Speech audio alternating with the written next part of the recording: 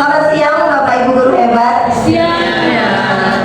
Sebelumnya saya mau menyapa dulu kepada yang terhormat Bapak Ibu fasilitator yang luar biasa hebat sudah memberikan materi kepada kita semua dalam pelatihan ini, dan juga rekan-rekan pelatihan pembelajaran mendalam yang saya banggakan.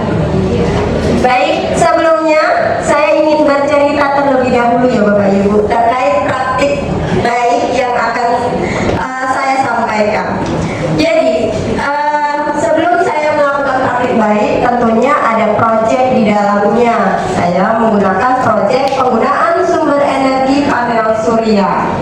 Nah, ini situasi ini saya berlatar belakangi dari karena saya terinspirasi Bapak Ibu pada saat saya masuk ke kelas itu ada penggunaan ruang kabel yang secara terus menerus. Jadi seperti kita ketahui Bapak Ibu, peserta didik kita itu murid-murid kita kan masing-masing memiliki gadget ya Bapak Ibu ya, minimal satu anak satu gadget atau satu handphone. Ada juga yang lebih dari satu, yang satu iPhone, yang satu Android gitu ya Bapak Ibu ya.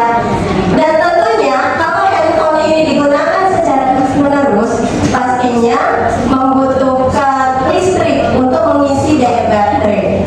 Dan dalam sehari itu anak-anak biasanya minimal ngecas sekali, bahkan bisa lebih. Nah, itulah mungkin yang menyebabkan penggunaan roll kabel itu terus-menerus. Jadi misalkan satu dua anak baterainya sudah penuh full, kemudian dilanjutkan siswa yang lain seperti itu.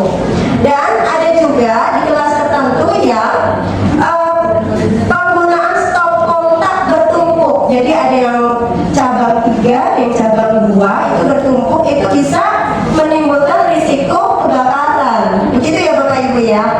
Nah, kemudian situasi yang ketiga, dari dua hal tersebut menunjukkan bahwa peserta didik atau murid-murid kita, bahkan mungkin saya sendiri, itu masih ketergantungan dengan energi fosil yang bersumber dari listrik PLN. Seperti itu Bapak Ibu.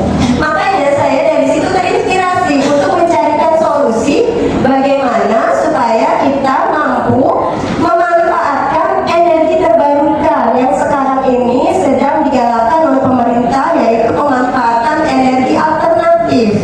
Nah, energi alternatif itu bisa berupa dari sinar matahari, dari angin, dari air, panas bumi, dan lain sebagainya ya Bapak Ibu, yang jumlahnya tak terbatas di alam.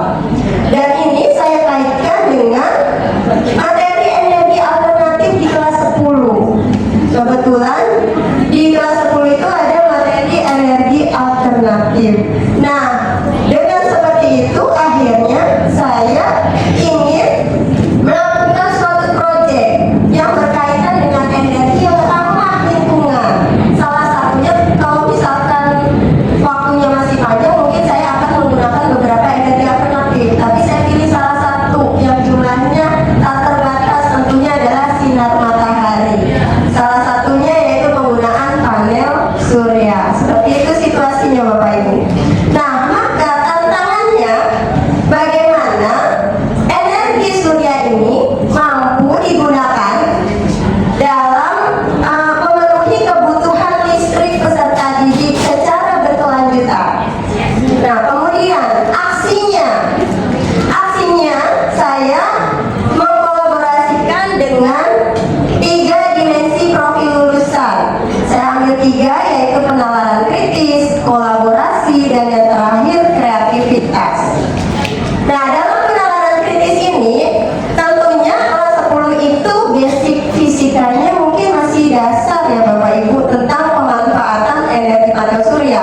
Oleh karena itu, bagaimana penalaran kritis mereka dapat berkembang dalam hal merancang rangkaian listrik yang dihubungkan dengan panel surya. Nah, rangkaian listrik ini nantinya saya memunculkan aksi yang kedua, yaitu kolaborasi.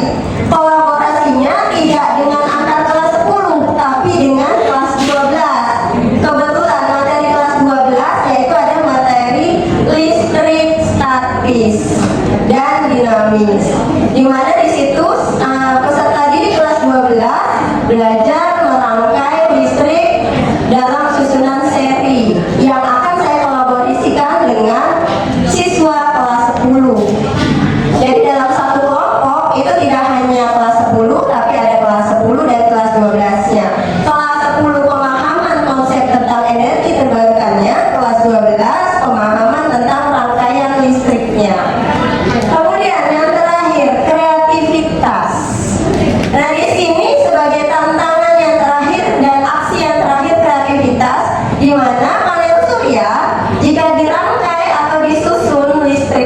seperti itu Bapak Ibu, otomatis hanya ya rangkaian kabel saja.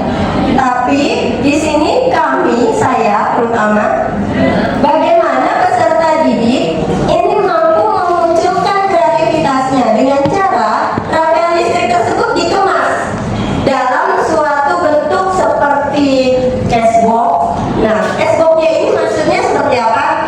Jadi ketika anak-anak itu mulai menyusun, Bu, kalau panel surya ditaruh di sinar matahari, kemudian ngecas handphone,